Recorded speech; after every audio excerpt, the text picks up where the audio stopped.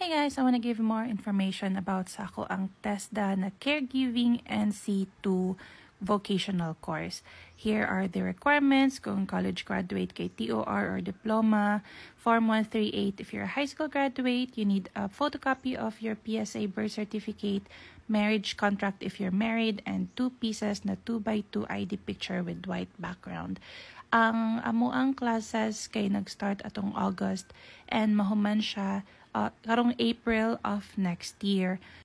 If you're interested, mag-enroll pod ani na course. The next batch will be opening karong May of next year pa pod siya.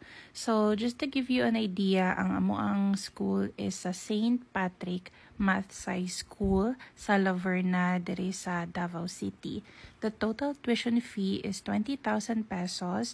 Pwede siya i-installment around 3,000 pesos per month.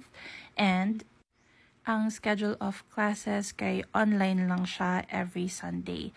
Online lang siya for the first few months, tapos ang demonstration, which will be in December papuhon, mao na to siya ang face-to-face.